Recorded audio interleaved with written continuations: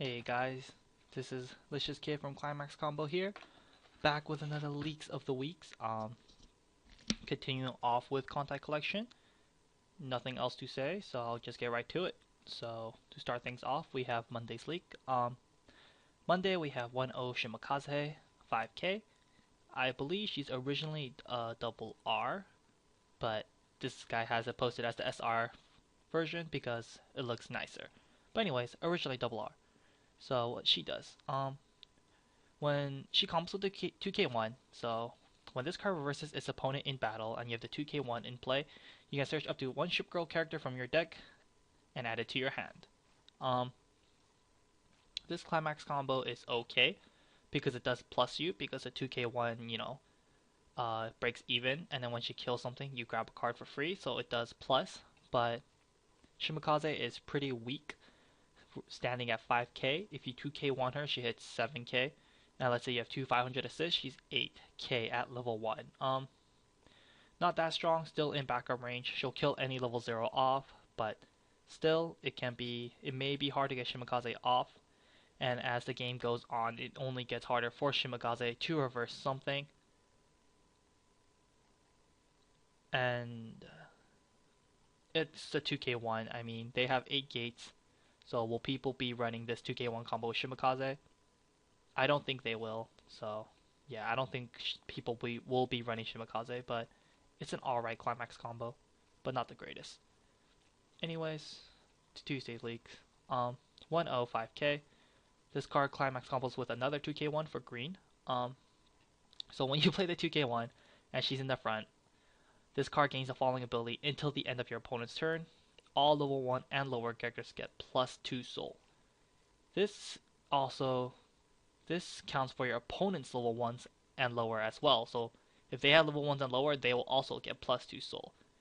So this climax combo is honestly just kind of lousy, kind of for shits and giggles. Yeah, it's just too inconsistent. If if you're level 1, all your opponents are swinging for 2 soul, that can really backfire on you. So probably not going to be ran. It's just too lousy, too trolly. But yeah, funny card, but no. And yeah, that's Monday's leak. Not the most exciting leaks. Yeah. Anyways, Tuesday's leaks. This girl. She's 103k. She has an encore phase change into this level 2. So, during the start of your encore phase, if this card is in rest, you may pay 2. If you do, choose this card from your waiting room and place it to the original border of this card. And her other effect, place this card to rest, choose one of your characters, it gets plus 1500 power until the end of the turn. This card is very similar to that, except it changes into this card. And she's 1-1. So 1-1, 2k. Very similar. During the start of your encore phase, if this card is in rest, you can pay 2. And if you do, choose this card from your waiting room and place it to the original border that she was in. Her other effect, place this card to rest, reveal the top card of your library. If that card is level 1 or greater, place it into stock. And if it's not, put it back to the original position, and once again, climaxes are treated as level 0. So let's go over to what the changers change into. So the first changes into this 2-1-5-5. All your ship girls get plus 1k power, so essentially 1k global, and it has pay 2 encore for no damn reason. And this card, 2-2-2-5, this card, characters in front of this get plus 1500 power, and her other effect is anti-salvage. When your opponent returns a character from their waiting room to the hand, choose one of your characters to get plus 2k until the end of the turn. So yeah, anti-salvage. So let's go over what these cards do. Let's go over them. Essentially this change is pretty light because you're essentially paying 2 in total to get the 2-1 out early, which is not bad, but not the greatest. And to make these changes consistent, you'll have to run these probably in 2 or 3 ofs, which is not bad for this one. Running 2 of this is not bad, but running 2 or 3 of this is pretty bad. But anyway, so this change is okay because you're essentially only paying an extra 1 to get this card out early, but I would still probably not run it. This 1-1 is in total you're paying 3 to get this card out early, which is once again just paying an extra 1 because this card is 2/2 originally to get the card out early. You can only be paying 2, however, if you get her second effect off because you get the 1 stock back. But still, so this one is okay. This is 1k global, which is not bad. I prefer level assist over 1k globals, so I would probably still run the TD assist over this. And her pay to encore is like, who gives a shit? And this card is very rewarding if you can get it out, but it's very stock intensive. Running at 2/2 is pretty heavy, and also she's 2.5k. Assists that hit under the 3k threshold is always in danger of being wing slayered against this Gaia, which, can't happen. And since there's no side decking in Weiss Schwarz, if you're up against this Gaia, you probably don't want to play this card ever, unless your opponent's level 3. Oh, excuse me. But this card is very rewarding if you can't get it off, because it's 1500 and it has anti-salvage. But if your opponent runs bounce or back row destruction of any form, then this card is just, it can really hurt you because you're paying 2. So this card I would probably not run because it's just it's too stock intensive, and if it gets destroyed or bounced, then it can really set you back very far. So I'll probably not run this. This you can run if you prefer 1k globals over level assist. So yeah, that's Monday's leaks, and I probably would not run the change for either of these. Wednesday's leaks. Tenryu. She's 1/0, 4.5k. If you have 2 or more ship girls, she gets plus 1k. So if you have 2 or more ship girls, she hits at vanilla power of 5/5. She climax combos with the gate. On attack, if you have the gate out, you can pay 1 to salvage a character. Nice. This card. She also climax combo with the gate. But what she does is, okay, so when you have the gate out and you have a marker underneath this card, you can place that marker into stock.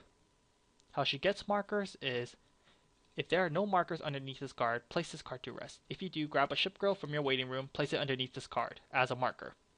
Her last effect, place this card to rest. Choose 1 marker from underneath her and place it into stock. So, and once again, they combo the gate. So what this card essentially does is it generates you stock. So you play her, you tap her to get a stock from to get a ship girl from your waiting room and put it under her as a marker. Next turn, when you place her to rest again, and then place the marker underneath her as stock. What the climax combo does is it quickens this process by 1 turn, because you can just play her, put her to rest, play the climax will get the marker underneath her and put it to the stock immediately. So the climax combo just accelerates this process by 1 turn instead of the normal 2 turns that it takes. But these whole stock shenanigans that, like, Gene has it, I can't really think of any other set at the top of my head that have these whole stock generating things. Not really worth it, too slow, and it leaves not boosting any power, makes your character just too weak. So I would not run this.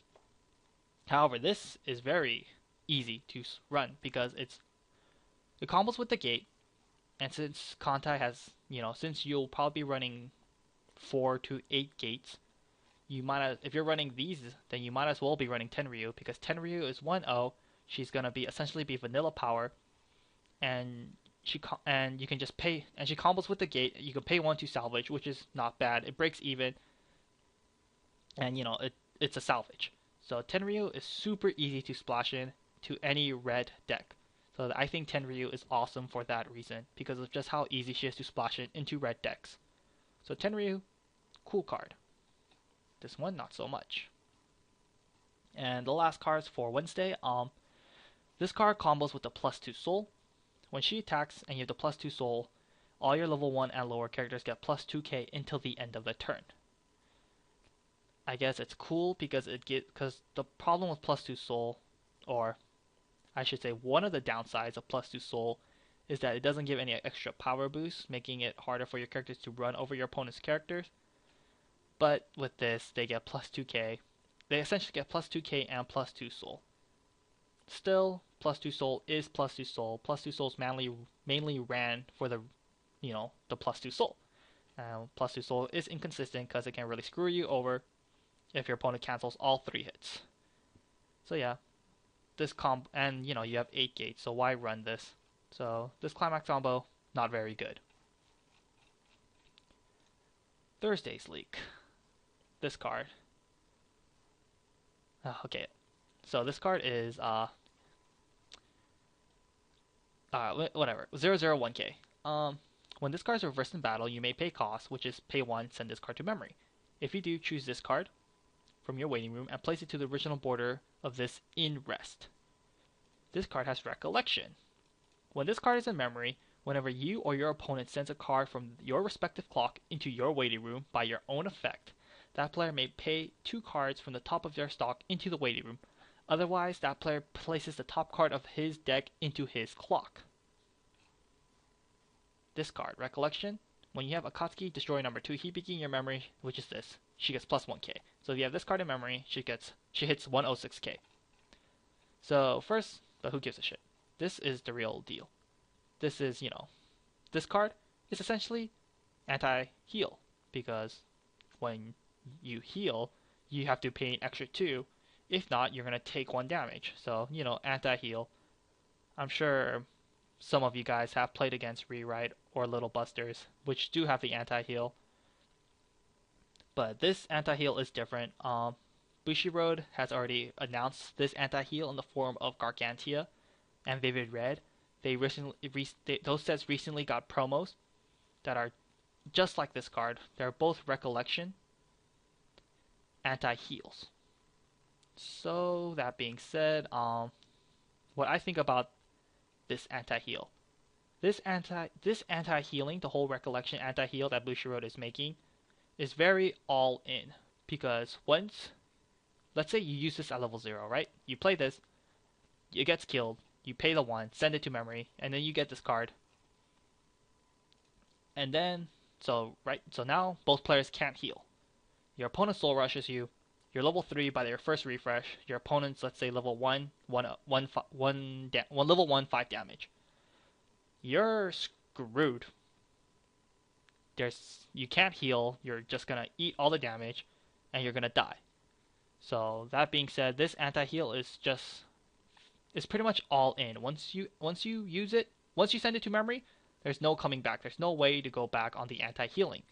And this is a big deal because Rewrite and Little Busters anti-heals are assists. They're assists. And when they want to heal, they can just play their healer over the assist, kill off the assist, and then start healing. And then if they have another anti-heal in their hand, they can play that, and then boom, they're good. But you can't get rid of these anti-heals like you can with the Rewrite and the Little Busters one. Once you do it, you're done. There's no going back. That being said, I would not use her effect at level 0 or at level 1.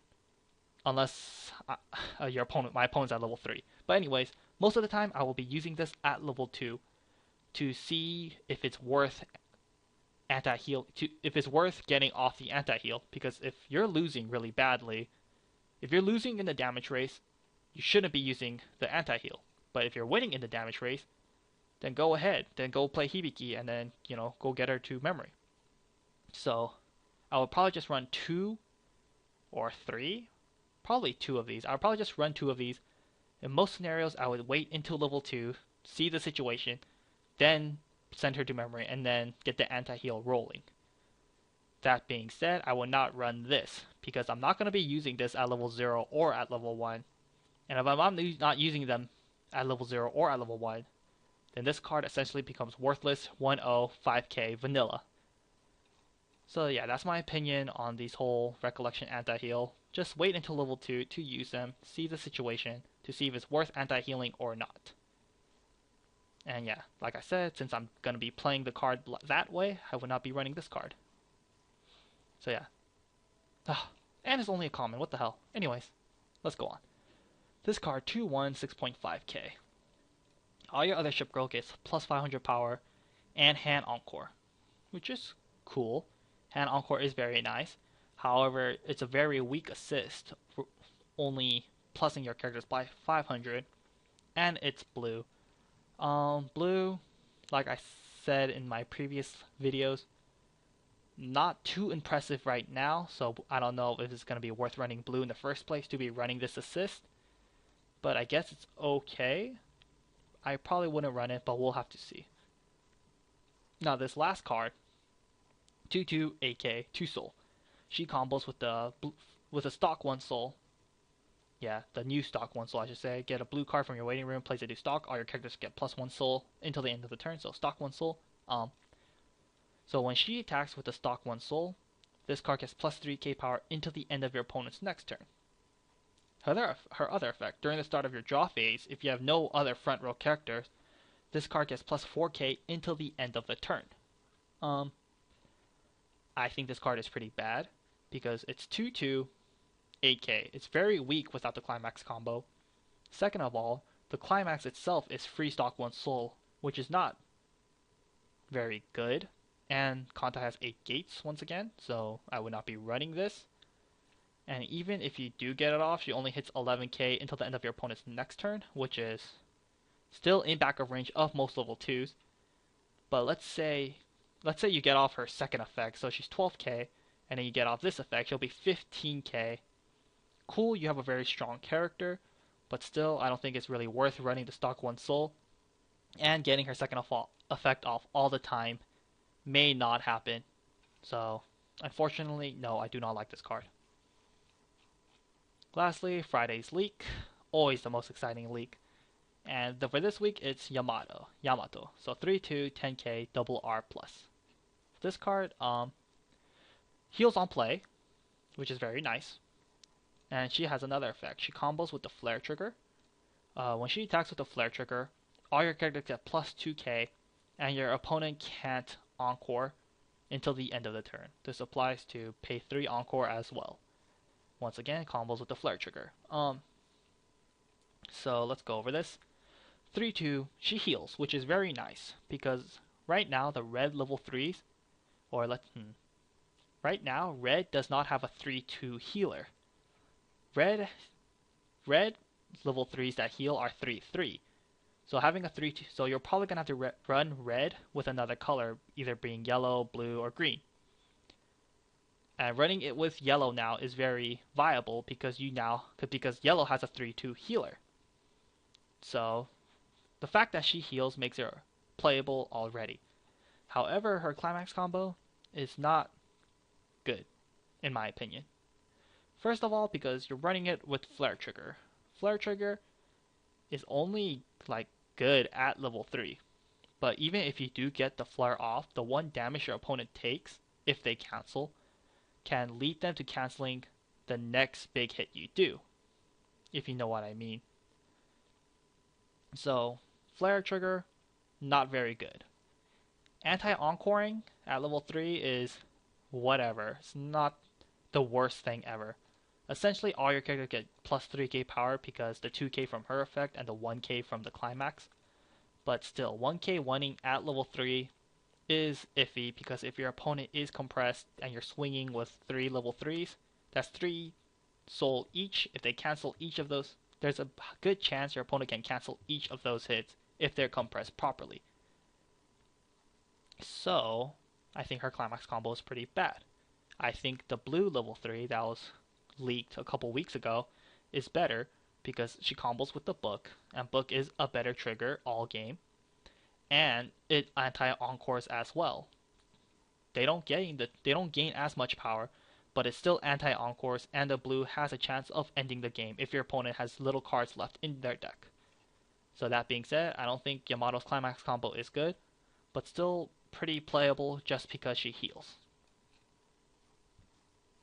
Lastly, the last card for Friday is 3/2 Musashi, double R+, 11k base. So, yeah, I don't know, that's kind of weird. Anyways, her first effect, she cannot side attack. Her next effect, this can only be activated once per turn. During the turn that this card is played from hand to stage, when the damage of this card is cancelled, place the top card of your deck into the waiting room and deal X damage to your opponent. X is the level of that card +1. Once again, climaxes are treated as level 0, and this damage can be cancelled. So this card is always guaranteed to deal 1 burn damage because it's +1. So if you hit a level 0, 0 plus 1 is 1 damage. So you deal 1, and the max damage you can do with this card is 4, because if you mill a level 3, then your opponent's taking 4 damage to the face. So this card I do think is pretty cool, pretty interesting card. She's 11k base, which is strong, and she does have the, I guess I'll call it the pseudo flare trigger, because you can deal more than a normal flare trigger. She has the whole flare trigger thing going on, which can help you end games. It's a bit inconsistent because you don't know how much damage your opponent is going to be taking. So if they're at 3-5 and then you mill a level 3 and they take 4 damage, not very good at that situation. Probably a normal character like the Kotori from Love Live or the Signum from Nanoha would be better in that situation, because you only deal 1, and you dealing 4 to them has a higher chance of them canceling. But still, I do think this card is pretty cool because, yeah, you at least will deal 1 damage, and it can potentially help you end the game, and it's 11k base. So pretty inconsistent, I guess, but still pretty cool card in my opinion. And yes, you can, and I think it can be. I can see it being run in decks. And once again, she's double R plus. So yeah, that is the leaks for this week. Not as exciting as last week, but last week just had so much shit going on. But yeah, that's the leaks for this week. I guess I'll just do my thing and go over them all one by one.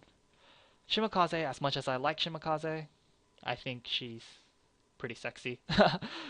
As much as I like Shimakaze, I probably won't be running this. No. No.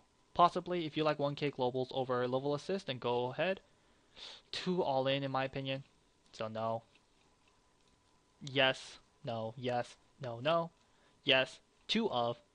No. No. No. No.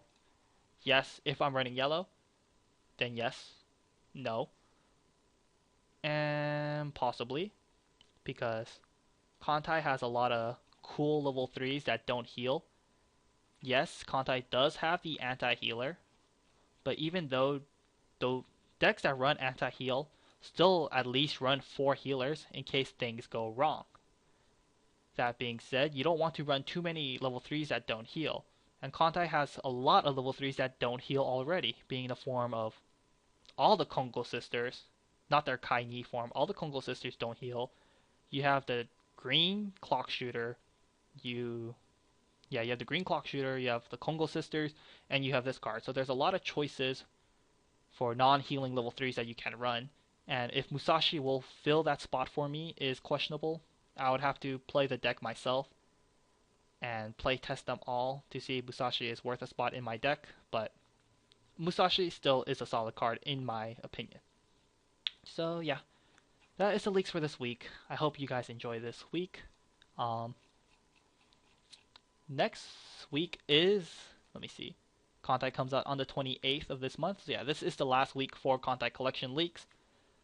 Hopefully Nisekoi starts next week, because I do want to invest in that set, and I do want to get the TDs that are coming out on the 4th. So hopefully Nisekoi starts next week. I'd be super happy about that.